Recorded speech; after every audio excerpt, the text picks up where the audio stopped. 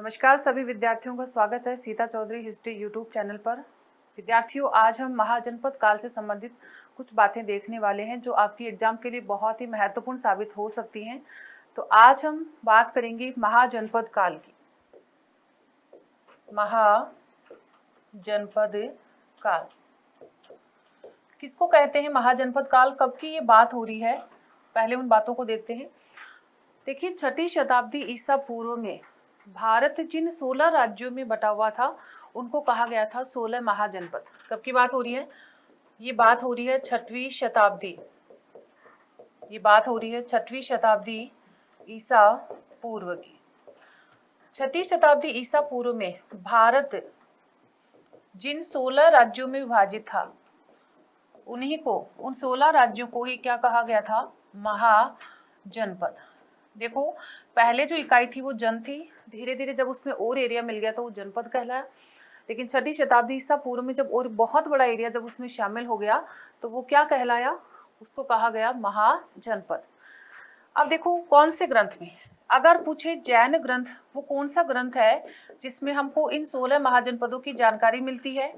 वो कौन सा बौद्ध ग्रंथ है जिनमें हमको इस 16 महाजनपदों के बारे में जानकारी मिलती है? यहाँ से जो प्रश्न है, बार बार आरपीएससी की एग्जाम्स में यहाँ से बार बार प्रश्न पूछे जाते हैं कि कौन सा बौद्ध ग्रंथ है जिसमें हमको 16 महाजनपदों की जानकारी मिलती है, कौन सा जैन ग्रंथ है जिसमें हमको 16 महाजनपदों की जानकारी मिलती है।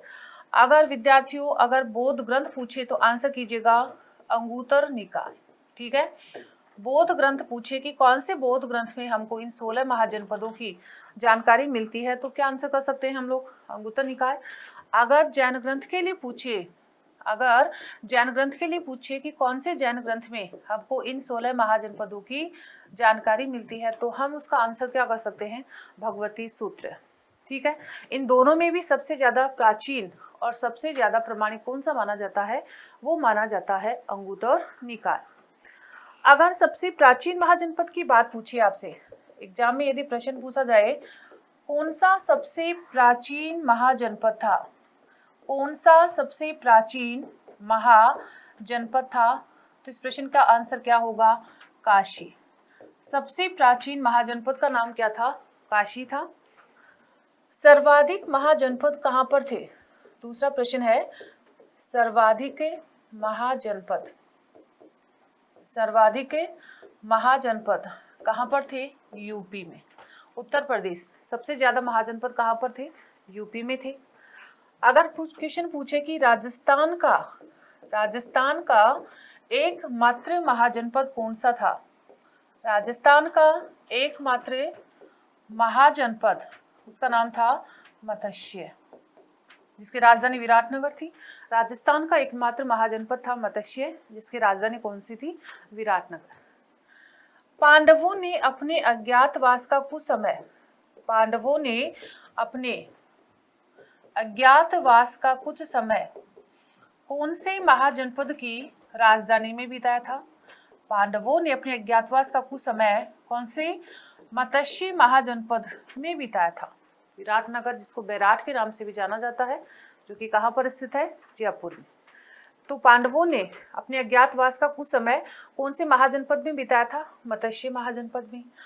प्रश्न ऐसा पूछ लिया जाए कि दक्षिण भारत का एकमात्र महाजनपद कौन सा था?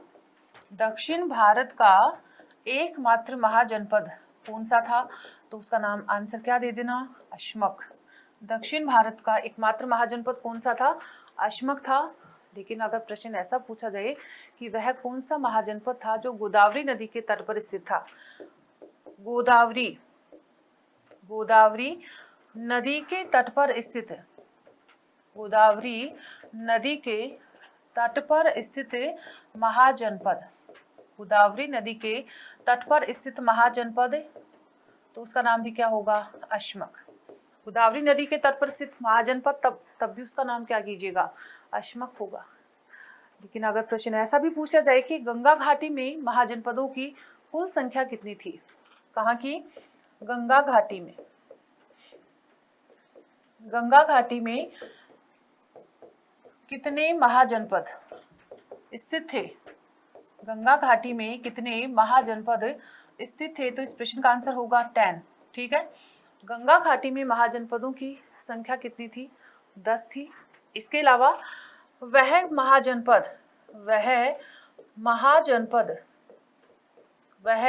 महाजनपद जिनमें गणतंत्रात्मक व्यवस्था विद्यमान थी, वह महाजनपद जिनमें गणतंत्रात्मक व्यवस्था थी विद्यमान थी, वह महाजनपद जिनमें गणतंत्रात्मक व्यवस्था विद्यमान थी, उनमें ध्यान रखना 2 महाजनपद के नाम आपको ध्यान में रखने हैं, एक तो वज्जी और एक मल। ठीक है, उसमें 2 नाम याद रखिएगा, एक तो क्या हो जाएगा वज्जी और दूसरा नाम उसमें क्या हो जाएगा मल। ये 2 महाजनपद ऐसे थे जिनमें कैसी व्यवस्था विद्यमान थी? गणतंत्रात्मक व्यवस्था विद्यमान थी, और बाकियों में कैसी थी? राजतंत्रात्मक व्यवस्था विद्यमान थी बाकियों में। यदि प्रश्न पूछा जाए कि महावीर स्वामी और महात्मा बुद्ध की मृत्यु कौन से महाजनपद की राजधानियों में हुई थी? बहुत इंपॉर्टेंट प्रश्न यहाँ पे बन रहा है ये वाला भी। महावीर स्वामी जैन धर्म के वास्तविक संस्थापक 24वें तीर्थंकर महावीर स्वामी और बौद्ध धर्म के जो संस्थापक थे जिनका नाम क्या मिलता है? महात्मा बुद्ध मिलता है। इनकी जो मृत्यु हुई थी वो कौन से महाजनपद की राजधानियों में हुई थी? कौन से महाजनपद की राजधानियों में हुई थी? तो कौन सा महाजनपद था? मल। क्या आंसर होगा उसका? मल। क्योंकि विद्यार्थियों मल महाजनपद की 2 राजधानियां थी, एक तो कुशीनगर और एक पावापुरी। एक तो कुशीनगर थी और एक पावापुरी। अतः महावीर स्वामी और महात्मा बुद्ध की मृत्यु मल महाजनपद की राजधानियां कौन कौन सी थी? एक तो कुशीनगर थी और एक कौन सी थी? पावापुरी थी। यहाँ पर इनकी क्या होती है? मृत्यु होती है। तो ये महाजनपद से संबंधित कुछ बातें जो है मैंने आज आपको बताई हैं। उम्मीद है आपको समझ में आई होंगी। तो विद्यार्थियों, चैनल को जल्दी से आप लोग लाइक कर दीजिए, शेयर कर दीजिए, सब्सक्राइब कर दीजिए, ताकि और बहुत सारे विद्यार्थियों को इसके बारे में जानकारी मिल सके और वो भी इतिहास के जो टॉपिक हैं उनका फ़ायदा ले सके। तो मिलते हैं अगले वीडियो में, तब तक के लिए सभी विद्यार्थियों को धन्यवाद।